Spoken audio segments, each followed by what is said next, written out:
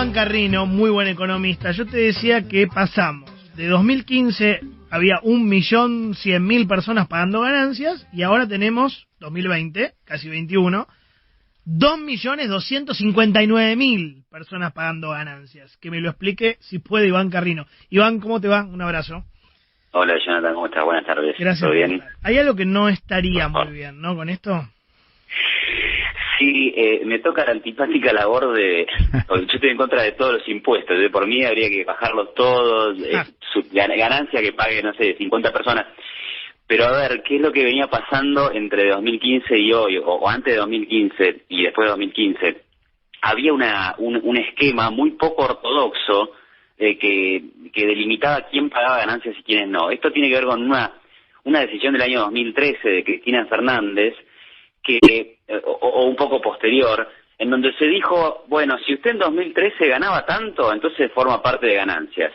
Pero ahí, digamos, entró un universo de gente a ganancias y otros que no, y por ahí las dos personas cobraban el mismo sueldo. Claro. Por ejemplo, por ahí dos personas en el año 2015 cobraban, vamos a poner un número indicativo, ¿no? 40.000 pesos. Y uno pagaba ganancias y otro no. ¿Por qué? Y por esa resolución del gobierno de Cristina. Entonces, era un sistema medio injusto. ¿Qué hizo Macri? Dijo, bueno, vamos a reformar esto. Vamos a incluir a todos los que tengan que ser incluidos, es decir, todos los que ganen lo mismo, bueno, en función de las deducciones y demás, tendrán que pagar lo mismo. Entonces eso incluyó a más gente, porque obviamente antes tenías un esquema un poco raro en donde vos ganabas lo mismo que tu vecino y sin embargo vos estabas incluido en ganancias y otro no. Lo entre comillas bueno de eso, o sea, es malo porque más gente empezó a pagar ganancias, así que esa gente se vio afectada mientras antes no, pero todos los que pagaban, empezaron a pagar menos. O sea, lo que hubo fue una reducción de los porcentajes que pagaba la gente, claro, sobre todo si estabas en ingresos bajos para lo que es el impuesto, ¿no? Por ejemplo, hoy, si vos cobras un sueldo de 70.000, 75.000 pesos, estás pagando entre 500 y 800 pesos por mes de ganancias. Eso era distinto antes. O sea, antes esa persona hubiera pagado mucho más antes de la reforma de 2015. Entonces, para pasar en limpio, entró más gente, pero la que estaba empezó a pagar menos, claro. Lo que pasa es que vos ves, Iván, no sé, que hay 890.000 empleados públicos y jubilados, o no sé, 155.000 bancarios, y te llama la atención, o 100.000 empleados de comercio. Es decir, esta gente no tiene que pagar, no son millonarios, ¿viste? No deberían, claro. Sí, lo que pasa es que también hay un tema, ¿no? O sea, el impuesto a las ganancias del que estamos hablando vos y yo ahora, en realidad es un impuesto a los ingresos. Entonces, usted tiene ingreso, paga. En Estados Unidos, de hecho, se llama income tax, es decir, impuesto a los ingresos. Y lo paga todo el mundo. Lo que pasa es que, bueno, tiene escalas progresivas. Los que ganan menos pagan poco en términos de dólares, los que ganan más pagan mucho en términos de dólares, y las tasas son incrementales. Es decir, por ejemplo, si vos en Argentina hoy ganás 100 lucas, pagás un impuesto a las ganancias de 4.000 pesos por mes. Ahora, si ganás 200, pagás 38.000 pesos por mes. O sea, el salto es mucho más que proporcional. No pagás 8, no hay que pagar porque ganas el doble. Claro. Iván, ¿qué edad tenés vos? ¿Qué edad tenés vos? Yo tengo 34 para cumplir 35 el año que viene. Te llevo 20, Marcelo Palacios soy. Escuchame una cosa. Hola, Marcelo, ¿cómo estás? Bien. Yo soy de criado en clase media baja, ¿no? Entonces nosotros veíamos que estos impuestos eran de millonarios.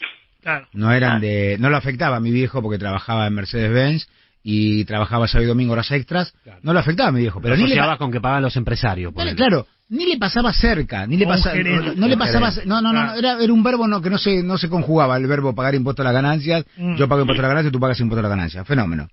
Yo digo que la trampa kirchnerista fue decir que el INDEC aumentaba el 9%, decir que la paritaria era el 15% y que le ganaba el aumento de sueldo de la paritaria le ganaba la inflación. ¿Te acordás que no subían el mínimo imponible como bueno, y no subían, esto era una trampita, entonces todos creían que buenísimo, hasta que un día todos empezamos a caer en un pozo donde es imposible de solucionarlo. ¿Cuándo empezó esto? Porque uno tiene la memoria que esto empezó en el gobierno, a fin del gobierno de Kirchner, donde todos los trabajadores empezaban a caer en ese pozo. ¿Esto empezó ahí o empezó antes, que dejó de ser impuesto a los ricos y pasó a ser un impuesto a la clase trabajadora? Sí. No, de alguna forma sí, porque, o sea, empieza después de la salida de la convertibilidad, porque ahí volvemos a tener algo que en la época de la convertibilidad había desaparecido de nuestra cabeza y de nuestra realidad diaria, que es la inflación. Entonces la inflación empieza a generar estos problemas. De hecho es un problema que continúa hasta hoy. O sea, en enero del año que viene el mínimo no imponible se va a modificar y va a aumentar. O sea que hay gente que con el salario de hoy no tendría que pagar ganancias. Ahora, ¿qué pasa? Bueno, a lo largo del año el sueldo va aumentando, pero no es que va aumentando porque somos más productivos, porque somos más ricos, porque a las empresas les gusta pagar más salarios, sino porque obviamente hay que acompañar la inflación. Porque en definitiva, digamos, el salario sirve para pagar el supermercado, la luz, el gas y demás.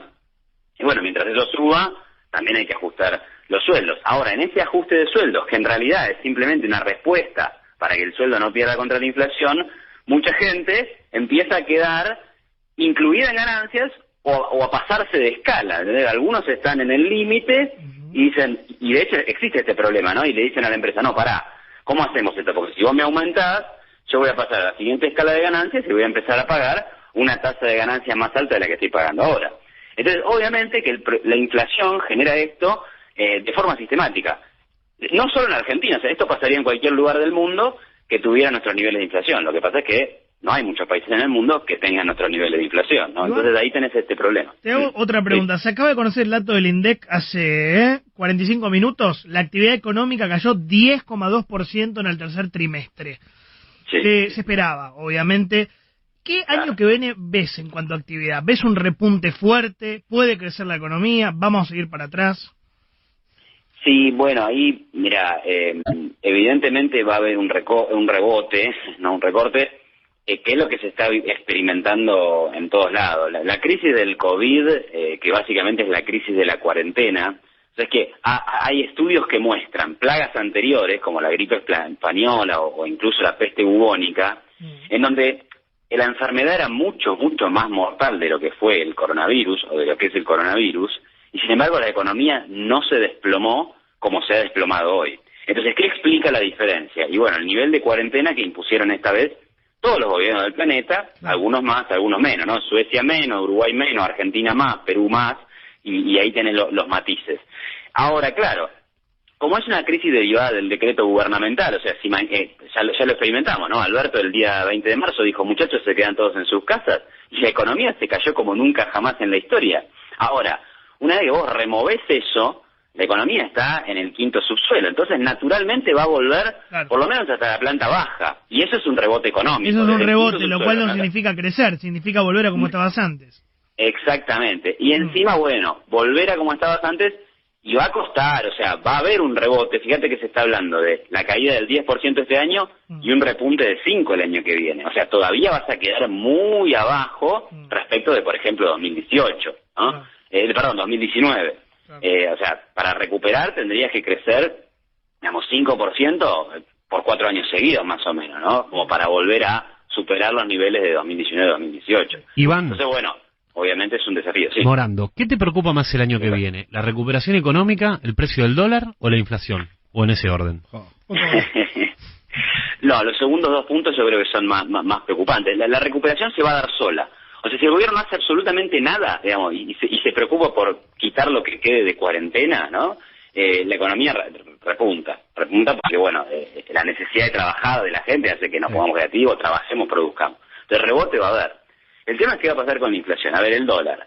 Ningún país del mundo tiene cepo cambiario, ningún país del mundo tiene brecha. Y si vos me decís, sí, tal lo tiene, o decís, no, bueno, pero ese no es comparable, ¿no? Porque si vamos a comparar, Venezuela, Venezuela, Burundi, Cuba, claro, por eso. Entonces, ningún país razonable que quieras imitar tiene brecha. Entonces, ¿cómo funciona el tema? Y bueno, algún día tenés que salir de la brecha. ¿Y cómo salir de la brecha? Y terminás con el cepo, y entonces el dólar pasa de...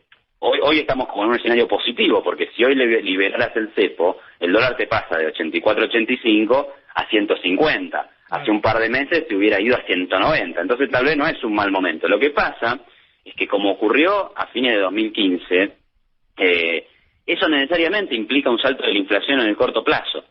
Entonces, ahora es un mal menor, que sostener un cepo cambiario, que sostener los controles de tarifa eternamente, o los controles de nafta, o los controles sobre el precio de Internet, de la telefonía celular. Nosotros no nos damos cuenta porque, claro, ahora, venimos usando Zoom, las comunicaciones funcionan. Ahora vos, si mantenemos un congelamiento sobre la telefonía celular, sobre los servicios de Internet, sobre el cable, por un tiempo suficientemente largo, ¿no? Quedar sin Internet, sin cable, sin telefonía móvil. O sea, de corto plazo esto suena bárbaro, pero en el mediano plazo estamos en un problema. ¿Cuál es?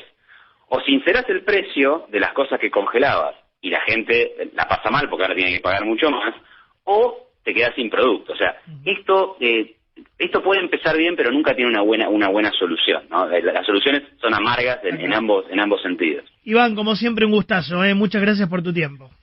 Bueno, a ustedes por llamar. Gracias, Johnny.